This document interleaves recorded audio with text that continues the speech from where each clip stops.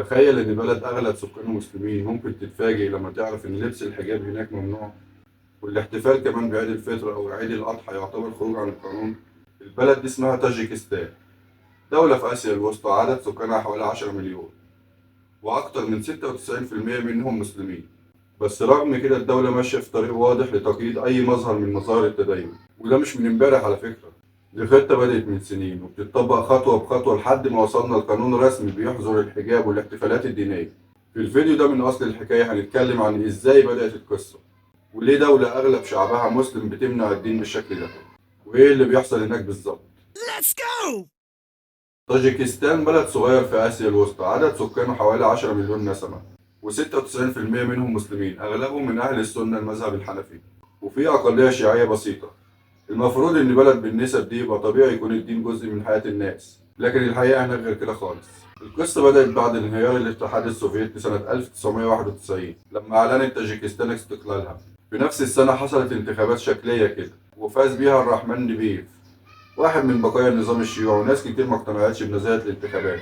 وده ولد احتجاجات كبيرة في البلد، خصوصا من الحركات الإسلامية اللي شافت إن النظام الشيوعي بيعيد نفسه بس بلبس جديد. الاحتجاجات قلبت بسرعة لصدامات مسلحة وحصلت حرب أهلية بين الحكومة والمعارضة. الحرب دي استمرت حوالي 5 سنين ومات فيها أكتر من 100,000 شخص. سنة 1992 في وسط الفوضى دي طلع واحد مجنون، أيوة مجنون، اسمه إمام علي رحمن، وكان وقتها مدعوم من روسيا وأوزبكستان، ودخل الحكم بالقوة وسيطر على العاصمة، وبقى هو الرئيس من وقتها لحد النهاردة. بعد ما خلص من الحرب بدأ يشتغل على تثبيت حكمه من غير شوشرة، غير الدستور كذا مرة علشان يمدد فترة حكمه، وأخيرا خلى نفسه الرئيس مدى الحياة. ومن ساعتها بدأ يمشي بخطوات ثابتة ضد كل مظهر من مظاهر التدين في البلد، تحت عنوان اسمه محاربة التطرف. الخطوات دي بدأت بشوية قرارات شكلها إداري، بس كان هدفها واضح: ممنوع أي حد أقل من 18 سنة يدخل المسجد من غير إذن رسمي. بعدين اتمنع حزب النهضة الإسلامي، وده كان أكبر حزب معارض موجود، وكان بيشتغل بشكل قانوني لحد ما اتحظر سنة 2015 واتحبس كل قياداته. الحجاب كمان دخل في دائرة الاستهداف، برامج تلفزيونية تهاجم المحجبات ويتقال إنهم دخلاء على المجتمع الطاجيكي. بعد كده بدأت حملة المدارس، المدرسات المحجبات يتفصلوا والبنات يتمنعوا من دخول الفصول. وبعد كده بقى في أوامر من الداخلية بحلق دهون الرجالة في الشوارع بحجة إنهم بيظهروا انتماءات دينية متشددة.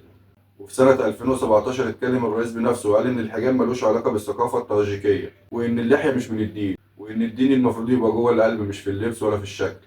بعدها صدر قانون فعل بيمنع ارتداء الحجاب في المؤسسات الحكومية، وبعد كده في المدارس، وبعد كده في أي مكان عام. الموضوع ما وقفش على اللبس بس، ده كمان دخل على المناسبات الدينية.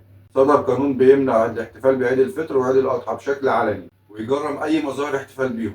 وبدأت الدولة تمنع الأئمة من إقامة صلاة العيد إلا في بعض المساجد المصرح بيها ومن غير أي دعاية أو دعوة. ومنعوا كمان تسمية الأطفال بأسماء إسلامية معينة زي محمد أو فاطمة، بحجة إن دي أسماء غير مناسبة للهوية الوطنية.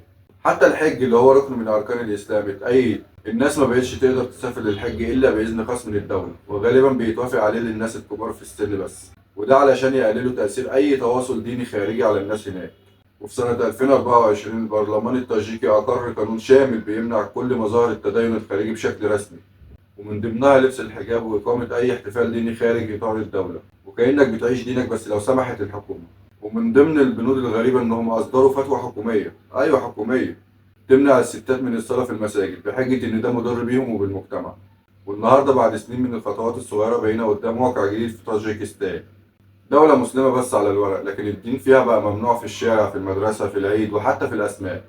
اللي بيحصل في طاجيكستان مش مجرد قرارات داخلية، ده نموذج خطير لتغيير هوية شعب بالكامل، خطوة ورا التانية لحد ما بقى الدين حاجة لازم تستخبى وممنوع تظهر. ناس كتير هناك فقدت أبسط حقوقها، مش علشان ارتكبوا جريمة لأ، ولا علشان خالفوا القانون برضه لأ، لكن علشان اتمسكوا بدينهم. ومع كل ده للأسف العالم ساكت. لو شايف إن الحكاية دي لازم تتعرف وإن اللي بيحصل مش طبيعي، شارك الفيديو وسيب لنا رأيك في التعليقات، وطبعا اشتراك في القناة.